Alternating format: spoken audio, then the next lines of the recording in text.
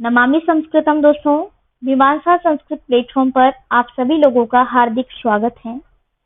दोस्तों, मीमांसा संस्कृत प्लेटफॉर्म पर हम यूपीएससी संस्कृत ऑप्शनल के पीवाईक्यू सॉल्व कर रहे हैं और इस सीरीज के अंतर्गत आज हम सन 2017 के पेपर 2 का अंतिम जो क्वेश्चन है, क्वेश्चन संख्या 1 देखने वाले हैं। इसके पूर्व में हम क्वेश्चन संख्या 7 तक देख चुके हैं। यदि आपने वीडियोस नहीं देखे हैं तो उनका लिंक आपको डिस्क्रिप्शन बॉक्स में मिल जाएगा, वहां जाकर आप जरूर से देखिएगा। ठीक है। क्वेश्चन संख्या 1 को प्रारंभ करने से पूर्व आपको बता दें कि यूपीएससी द्वारा निर्धारित जो पाठ्यक्रम है उसके अनुसार इसमें मूलतः 3 ग्रंथों उत्तररामचरितम, स्वप्नवासवदत्तम तथा अभिज्ञान शाकुंतलम नामक 3 नाटकों से इसमें व्याख्या पूछी जाती है, किंतु इसका यह तात्पर्य बिल्कुल भी नहीं है कि सिर्फ इनमें से ही पूछी जाएगी। यूपीएससी के पाठ्यक्रम के अनुसार तो ये इसका पाठ्यक्रम है, ठीक है, इसमें से व्याख्या आएगी, जो निश्चित अंक है, निर्धारित श्लोक है वो। किंतु अन्य जो और हैं आपके, जैसे कि मेघदूतम हो गया, नीति शतकम हो गया या फिर महाकाव्य, जो आपके पाठ्यक्रम में है उसमें से आगे पीछे से कहीं से भी पूछ सकते हैं, आपके ही पाठ्यक्रम में से। ठीक है। आई होप आपको समझ में आ गया होगा, क्योंकि अभी यूपीएससी का यही बिल्कुल ट्रेंड है पूछने का, वो कैसे भी मिक्सअप करके क्वेश्चंस पूछ रही हैं।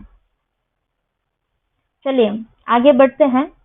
इसमें क्वेश्चन है, पहला श्लोक है, अभिजनवतो भर्तुः श्लाघ्ये स्थिता गृहिणी पदे विभव गुरुभिः प्रत्यहतस्य प्रतिक्षणम आकुला तनयम अचिरात प्राची वार्कम। इसको आप सही कर लीजिएगा, मैं आपको यहाँ पे लिख देती हूँ, प्राची वार्कम। ठीक है। प्राची वार्कम प्रसूय च पावनम मम विरहजाम न त्वं वत्से शूचम गणिष्यसि। अभिज्ञान शाकुंतलम से ये श्लोक अवतरित हुआ है। तृतीय अंक में आप देखते हैं कि दोनों का मिलन हो जाता है, शकुंतला का, ठीक है, और मतलब उनका प्रणय हो जाता है, गांधर्व विवाह हो जाता है नायक नायिका का। चतुर्थ अंक जो कि आपके पाठ्यक्रम में है, श्लोकों की व्याख्या उसी में से आएगी, चतुर्थ अंक में से। तो इसमें मूलतः गांधर्व विवाह होने के उपरांत पिता कण्व के द्वारा शकुंतला की विदाई की जाती है आश्रम से पति के घर भेजने के लिए। वहां पर जो भी सामग्रियां हैं, जो भी तैयारियां हैं वो होती है। ठीक है। इसी श्रृंखला में जब सब कुछ हो जाता है, ठीक है, उसकी विदाई की संपूर्ण तैयारियां हो गई हैं शकुंतला की, और पिता के द्वारा वो विदा की जा रही है। इसमें शकुंतला को, यानी हर एक पुत्री को संकोच होता ही है कि पता नहीं मेरे साथ वहां पर कैसा व्यवहार होगा।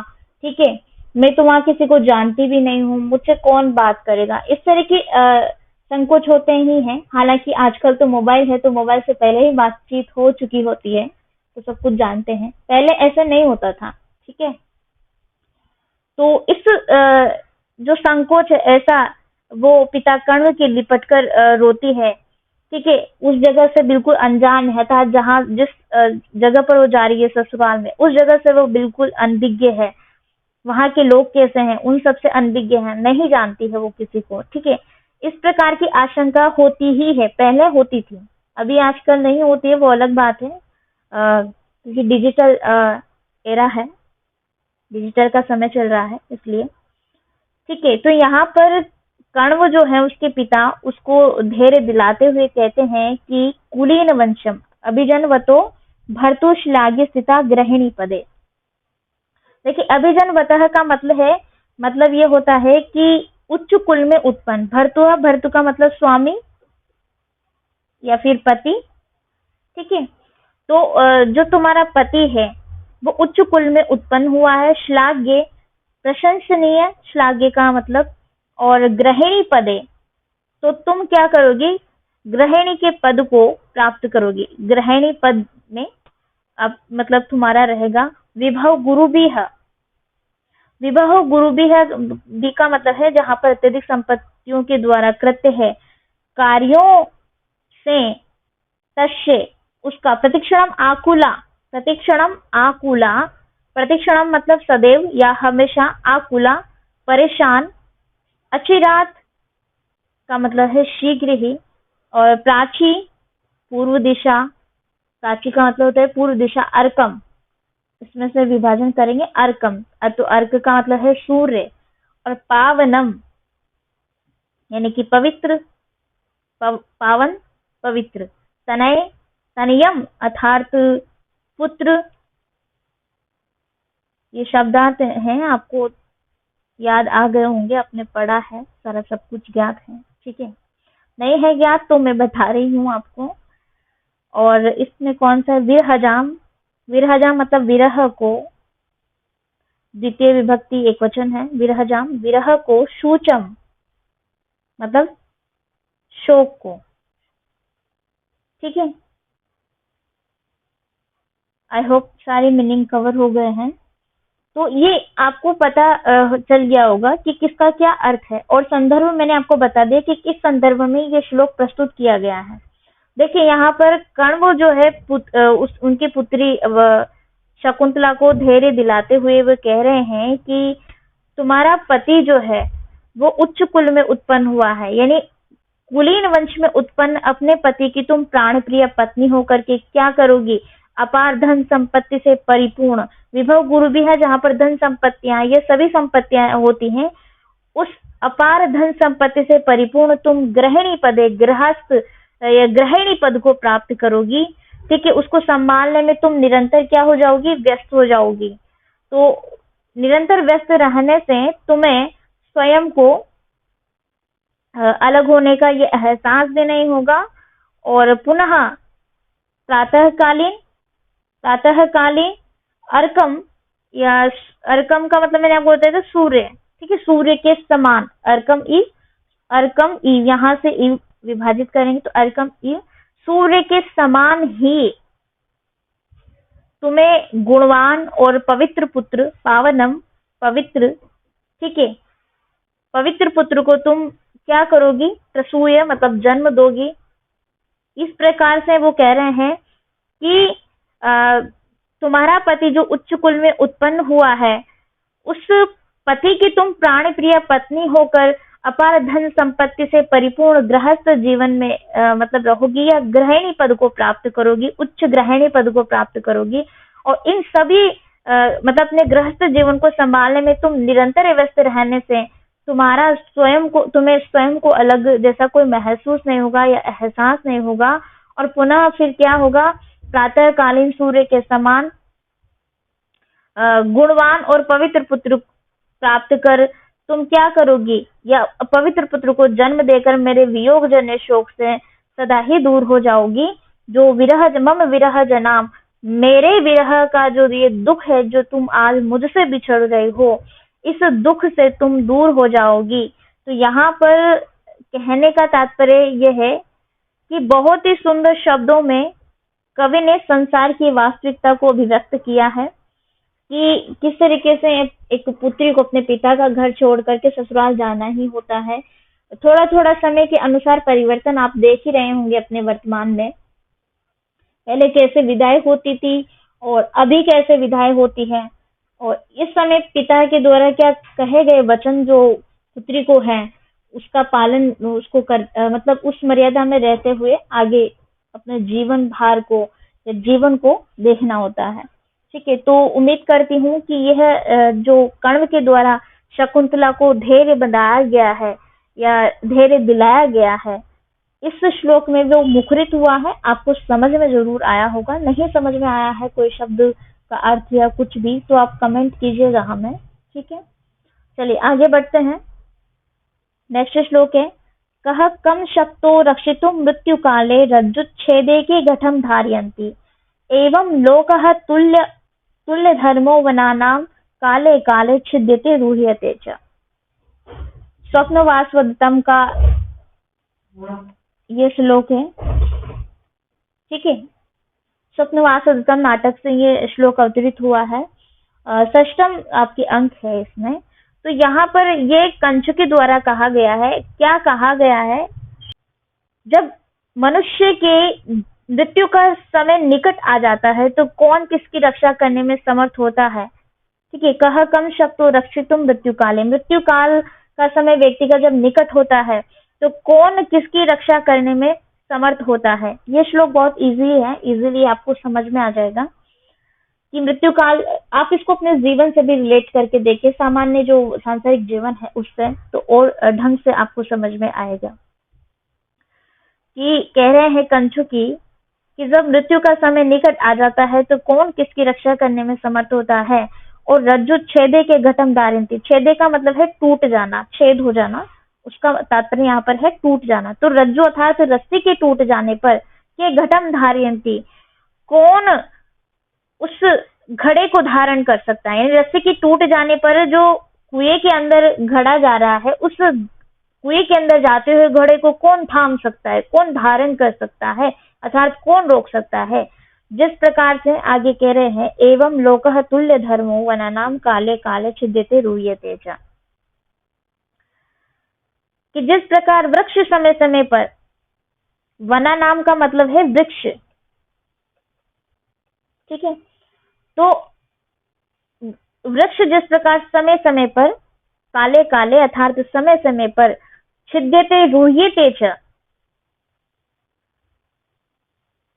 इस संसार में लोकः तुल्य धर्मो, इसी प्रकार से जैसे मैंने अभी बताया कि कह कम शक्तो रक्षितुम मृत्यु काले, मृत्यु काल के यानी मृत्यु का समय निकट आ जाने पर कौन किसकी रक्षा कर सकता है, अर्थात कोई नहीं कर सकता है। रज्जु छेदे के घटम धारयन्ति, जो घड़ा कुएं में जाते हुए है उसके बीच में ही रस्सी टूट जाने पर कौन उस घड़े को थाम सकता है, अर्थात कौन रोक सकता है, कोई नहीं।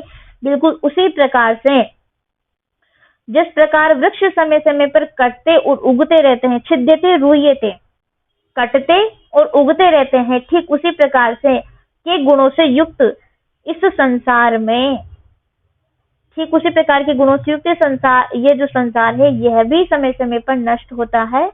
और मतलब यहाँ के लोग नष्ट होते रहते हैं और जीवित होते रहते हैं, यह सत्य है। लोकः तुल्य धर्मो, जो ये लोक है, संसार है, समय समय पर नष्ट होता रहता है, यहाँ पर नए नए जीवन भी होते रहते हैं और मृत्यु भी होती रहती है, नष्ट होता रहता है फिर जन्म होते रहते हैं। ठीक है, तो यही कहने का तात्पर्य है, इस कथन से यह स्पष्ट किया गया है कि मृत्यु निश्चित रूप से ध्रुव है, अटल है, इसके आने पर कोई भी किसी भी प्रकार का साधन रक्षा करने में समर्थ नहीं हो पाता है। जिस प्रकार कुएं से पानी निकालते समय घड़े की रस्सी टूट जाने पर उस घड़े को कोई भी व्यक्ति थाम नहीं सकता है, जिस प्रकार पेड़ पौधे उगते हैं और पुनः काटे जाते हैं, उसी प्रकार जीव भी निरंतर जन्म लेता है और मर जाता है। अतः ये विषय पर यहाँ पर ये कांचुकी कह रहे हैं कि ये संसार का अटल सत्य है, ध्रुव सत्य है, जिसको कोई झुठला नहीं सकता है। ठीक है, तो कांचुकी के माध्यम से आपको भी यहाँ पर जो है जीवन की, संसार की वास्तविकता एक बार स्मरण हो आई होगी, आपको ज्ञात होगा तो पहले से भी। चलिए आगे बढ़ते हैं। नेक्स्ट श्लोक है, यदा किंचित ज्ञ अहम दीप इव मदांधः समभवम तदा सर्वज्ञ अस्मि इति अभवद अवलिप्तम मम मनः यदा किंचित किंचित बुद्धजन सकाशाद अवगतम तदा मूर्खो अस्मिति ज्वर इव मदो में व्यपगतः।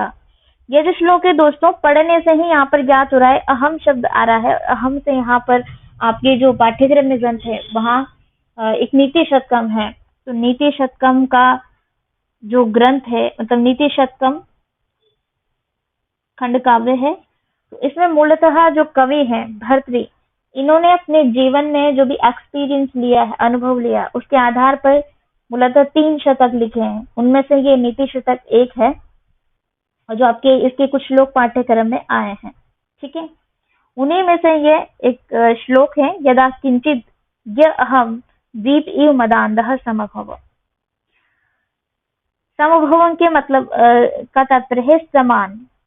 किसके समान? आगे बता रहे हैं, सर्वज्ञ अस्मि, सर्वज्ञ हूँ, सर्वज्ञ अस्मि, मैं खुद को ऐसा समझता था कि मैं सर्वज्ञ हूँ। मम मेरा, मन, अवलिप्तम अर्थात युक्त हो गया, अभवत था, यानी पास्ट में, यदा जब,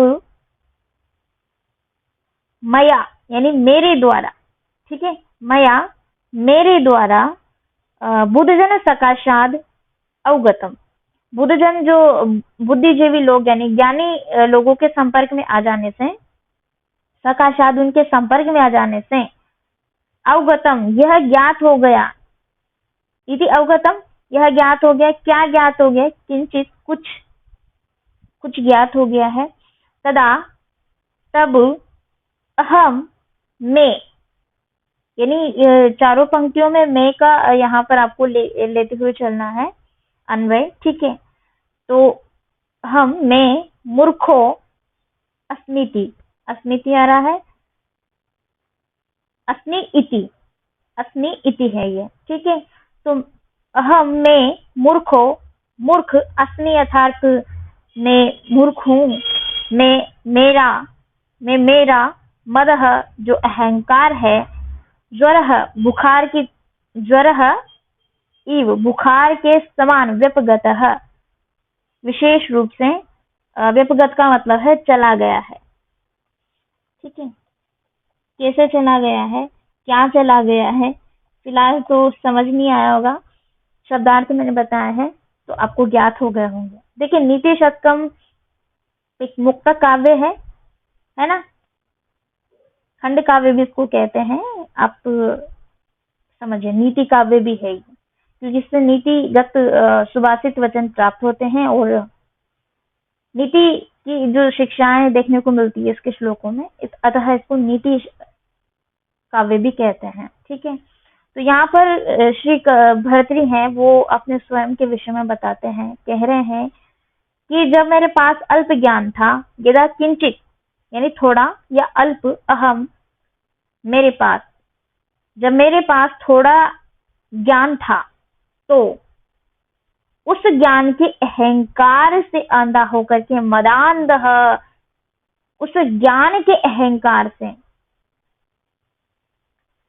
द्वीपह का मतलब होता है हाथी, ये विशेष रह गया था हाथी, ठीक है, आपको ज्ञात भी होगा। तो यहाँ पर कवि कह रहे हैं यानी भर्तृ कहते हैं कि जब मेरे पास अल्प ज्ञान था, किंचित ज्ञान था, किंचित ज्ञ का मतलब होता है ज्ञान, तो किंचित अल्प ज्ञान था, तो उस ज्ञान के अहंकार से अंधा होकर मैं अपने आप को हाथी के समान, दीप ईब हाथी के समान क्या समझता था, गर्वीला समझता था, या मतलब मुझमें अहम आ गया था एक तरीके से, ठीक है, मैं खुद को गर्वशाली समझता था, क्योंकि मैं स्वयं को सर्वज्ञ समझता था।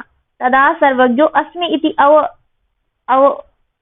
इति अभवद अवलिप्तम। तो कहने का तात्पर्य यहाँ पर है, क्योंकि मैं स्वयं को क्या समझने लग गया था, सर्वज्ञ समझने लग गया था, इसलिए किंचित ज्ञान होने मात्र से मुझमें वो अहंकार आ गया था और मैं अहंकार से अंधा होकर के उस हाथी के समान गर्व से परिपूर्ण हो गया था, ठीक है। यानी जिस प्रकार से मदमस्त हाथी और अंधा, मतलब मदांध जिसको बोलते हैं, मद में अंधा हाथी गर्व अनुभव करता है, गर्विला होता है, उसी प्रकार से मैं भी किंचित ज्ञान मात्र से ही गर्विला महसूस कर रहा था, क्योंकि मैं स्वयं को क्या समझ रहा था, सर्वज्ञ अस्मि इति, मैं स्वयं को सर्वज्ञ समझता था, किंतु जब निरंतर विद्वानों का संसर्ग हुआ, यदा किंचित किंचित बुद्धजन सकाशाद अवगतम, कि जब मुझे विद्वानों का, बुद्धिजीवियों का, कह सकते हैं ज्ञानी जनों का संसर्ग हुआ, उनके बीच में बैठने का अवसर मुझे मिला, अवगतम सकाशाद अवगतम, उनसे संसर्ग हुआ, उनके मध्य बैठने का अवसर मिला, तो मुझे पता लगा कि मैं कितना मूर्ख हूँ। तदा मूर्खो अस्मि, तब मुझे ज्ञात हुआ कि मैं कितना बड़ा मूर्ख हूँ। इसके बाद मेरा गर्व उसी प्रकार दूर हो गया जैसे ज्वर ईव मदों में व्यपगता, मेरा जो मद था, मेरा जो अहंकार था, मेरा गर्व था, वो उसी भांति नष्ट हो गया या दूर हो गया जैसे तो कोई तेज ज्वर नष्ट हो जाता है। तो कवि के कहने का तात्पर्य यहाँ पर यह है कि किसी व्यक्ति में अल्पज्ञता कोई दोष नहीं है, अपितु उस व्यक्ति को सदा जानकारों के साथ संपर्क में रहकर अपनी अल्पज्ञता को दूर करने का प्रयत्न करते रहना चाहिए। इंसान क्या है कि अपने आप को सर्वज्ञ समझ लेता है, कुछ विशेष चीज का ज्ञान होने मात्र से, हालांकि उसको सब चीजों का ज्ञान नहीं है, तो थोड़ा बहुत ही ज्ञान हुआ है वो एक तरीके से, तो ऐसा व्यक्ति खुद को सर्वज्ञ समझने लगता है कि मुझे सब कुछ ज्ञात है, किंतु ऐसा नहीं है, और वो खुद गर्व करने लगता है, अहम आ जाता है उसके अंदर। किंतु जब उस व्यक्ति को बुद्धिजीवियों के, ज्ञानी जनों और हमें कह सकते हैं विद्वानों के बीच में बैठने का अवसर प्राप्त हो जाता है और उनका संसर्ग निरंतर निरंतर संसर्ग मिलने लगता है, मतलब कि एक कंटिन्यू फॉर्म में, ठीक है।